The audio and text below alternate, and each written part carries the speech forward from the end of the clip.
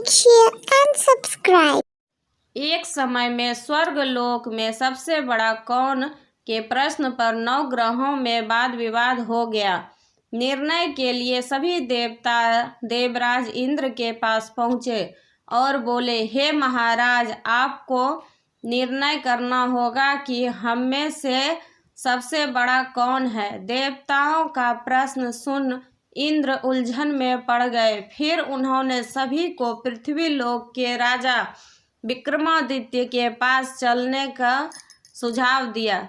सभी ग्रह भूलोक राजा विक्रमादित्य के दरबार में पहुँचे। जब ग्रहों ने अपना प्रश्न राजा विक्रमादित्य से पूछा तो वह भी कुछ देर के लिए परेशान हो उठे, क्योंकि सभी ग्रह अपनी अपनी शक्तियों के कारण महान थे। किसी को भी छोटा या बड़ा कह देने से उनके क्रोध के प्रकोप से भयंकर हानि पहुंच सकती थी। अचानक राजा विक्रमादित्य को एक उपाय सूझा और उन्होंने विभिन्न धातुओं जैसे सोना, चांदी, कांसा, तांबा, सीसा, रंगा, जस्ता, अभ्रक व लोहे के 9 आसन बनवाए। सबसे आगे सोने और सबसे पीछे लोहे का आसन रखा गया। उन्होंने सभी देवताओं को अपने अपने आसन पर बैठने को कहा। उन्होंने कहा, जो जिसका आसन हो ग्रहण करे। जिसका आसन पहले होगा वह सबसे बड़ा तथा जिसका बाद में होगा वह सबसे छोटा होगा। चूंकि लोहे का आसन सबसे पीछे था, इसलिए शनिदेव समझ गए कि राजा ने मुझे सबसे छोटा बना दिया है। इस निर्णय से शनिदेव रुष्ट होकर बोले, हे राजन, तुमने मुझे सबसे पीछे बैठाकर मेरा अपमान किया है। तुम मेरी शक्तियों से परिचित नहीं हो। सूर्य एक राशि पर 1 महीने, चंद्रमा 2 महीने 2 दिन, मंगल 1.5 महीने, बुध और शुक्र 1 महीने, बृहस्पति 13 महीने रहते हैं। लेकिन मैं किसी भी राशि पर 2.5 वर्ष से लेकर 7.5 वर्ष तक रहता हूँ। बड़े बड़े देवताओं को मैंने अपने प्रकोप से पीड़ित किया है। अब तू भी मेरे प्रकोप से सावधान रहना। इस पर राजा विक्रमादित्य बोले, जो कुछ भाग्य में होगा देखा जाएगा। इसके बाद अन्य ग्रहों के देवता तो प्रसन्नता के साथ चले गए, परंतु शनिदेव बड़े क्रोध के साथ वहां से विदा हुए। कुछ समय बाद जब राजा विक्रमादित्य पर 7.5 की दिशा आई तो शनिदेव ने घोड़े के व्यापारी का रूप धारण किया और बहुत से घोड़ों के साथ विक्रमादित्य के नगर पहुँचे। राजा विक्रमादित्य उन घोड़ों को देखकर एक अच्छे से घोड़े को अपनी सवारी के लिए चुनकर उस पर चढ़े। राजा जैसे ही उस घोड़ों पर सवार हुए, वह बिजली की गति से दौड़ पड़ा।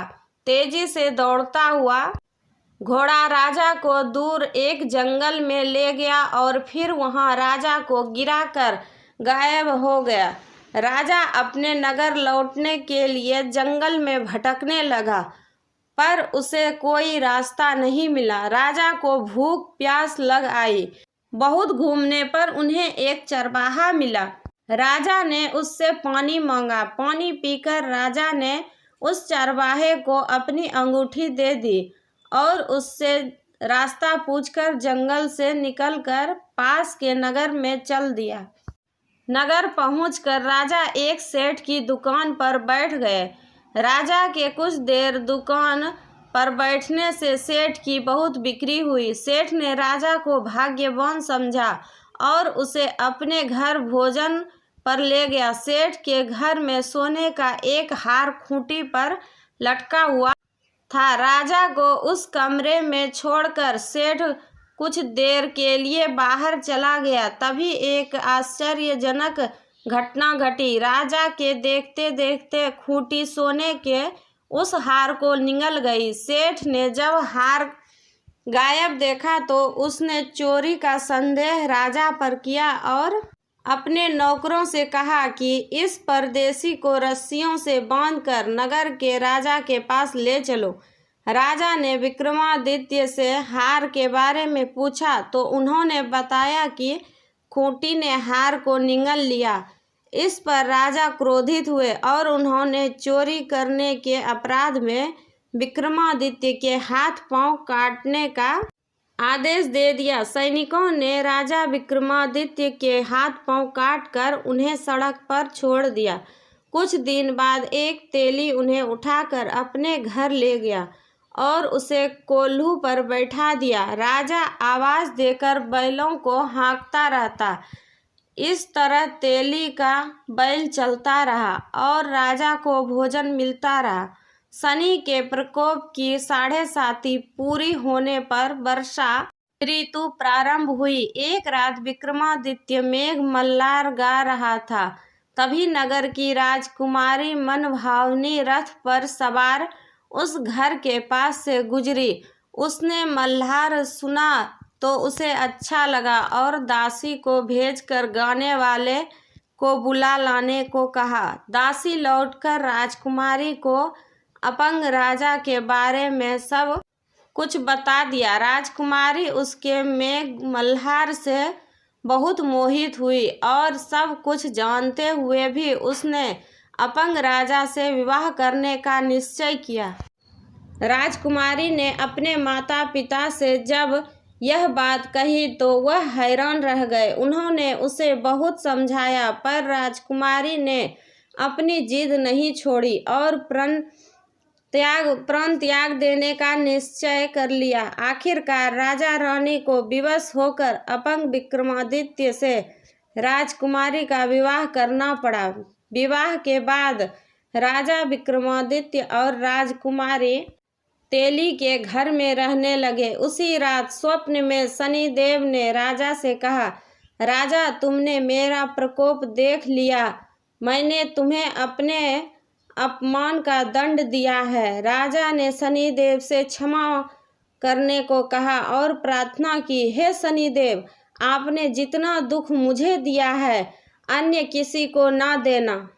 शनिदेव ने कहा, राजन मैं तुम्हारी प्रार्थना स्वीकार करता हूँ। जो कोई स्त्री पुरुष मेरी पूजा करेगा, कथा सुनेगा, जो नित्य ही मेरा ध्यान करेगा, चींटियों को आटा खिलाएगा, वह सभी प्रकार के कष्टों से मुक्त होता रहेगा तथा उसके सब मनोरथ पूर्ण होंगे। यह कहकर शनिदेव अंतर्ध्यान हो गए। राजकुमारी ने अपने माता पिता से जब यह बात कही तो वह हैरान रह गए। उन्होंने उसे बहुत समझाया पर राजकुमारी ने अपनी जिद नहीं छोड़ी और प्राण त्याग देने पर का निश्चय कर लिया। आखिरकार राजा रानी को विवश होकर अपंग विक्रमादित्य से राजकुमारी का विवाह करना पड़ा। विवाह के बाद राजा विक्रमादित्य और राजकुमारी तेली के घर में रहने लगे। उसी रात स्वप्न में शनिदेव ने राजा से कहा, राजा तुमने मेरा प्रकोप देख लिया। मैंने तुम्हें अपने अपमान का दंड दिया है। राजा ने शनिदेव से क्षमा करने को कहा और प्रार्थना की, हे शनिदेव आपने जितना दुख मुझे दिया है अन्य किसी को ना देना। शनिदेव ने कहा, राजन मैं तुम्हारी प्रार्थना स्वीकार करता हूँ। जो कोई स्त्री पुरुष मेरी पूजा करेगा, कथा सुनेगा, जो नित्य ही मेरा ध्यान करेगा, चींटियों को आटा खिलाएगा, वह सभी प्रकार के कष्टों से मुक्त होता रहेगा तथा उसके सब मनोरथ पूर्ण होंगे। यह कहकर शनिदेव अंतर्ध्यान हो गए। प्रातःकाल राजा विक्रमादित्य की नींद खुली तो अपने हाथ पांव देखकर राजा को बहुत खुशी हुई। उन्होंने मन ही मन शनिदेव को प्रणाम किया। राजकुमारी भी राजा के हाथ पांव सलामत देखकर आश्चर्य में डूब गई। तब राजा विक्रमादित्य ने अपना परिचय देते हुए शनिदेव के प्रकोप की सारी कहानी सुनाई। इधर सेठ को जब इस बात का पता चला तो दौड़ता हुआ आया और राजा विक्रमादित्य के चरणों में गिरकर क्षमा मांगने लगा। राजा विक्रमादित्य ने उसे क्षमा कर दिया क्योंकि वह जानते थे कि यह सब तो शनिदेव के प्रकोप के कारण हुआ था। सेठ राजा विक्रमादित्य को पुनः अपने घर ले गया और उसे भोजन कराया। भोजन करते समय वहाँ एक आश्चर्य घटना घटी। सबके देखते देखते उस खूंटी ने हार उगल दिया। सेठ ने अपनी बेटी का विवाह भी राजा के साथ कर दिया और बहुत से स्वर्ण आभूषण, धन आदि देकर राजा को विदा किया। राजा विक्रमादित्य राजकुमारी मनभावनी और सेठ की बेटी के साथ अपने नगर वापस पहुँचे तो नगरवासियों ने हर्ष के साथ उनका स्वागत किया। अगले दिन राजा विक्रमादित्य ने पूरे राज्य में घोषणा कराई कि शनिदेव सब ग्रहों में सर्वश्रेष्ठ है। प्रत्येक स्त्री पुरुष शनिवार को उनका व्रत करें और व्रत कथा अवश्य सुने। राजा विक्रमादित्य की घोषणा से शनिदेव बहुत प्रसन्न हुए। शनिवार का व्रत करने और व्रत कथा सुनने से शनिदेव की अनुकंपा बनी रहती है और जातक के सभी दुख दूर होते हैं।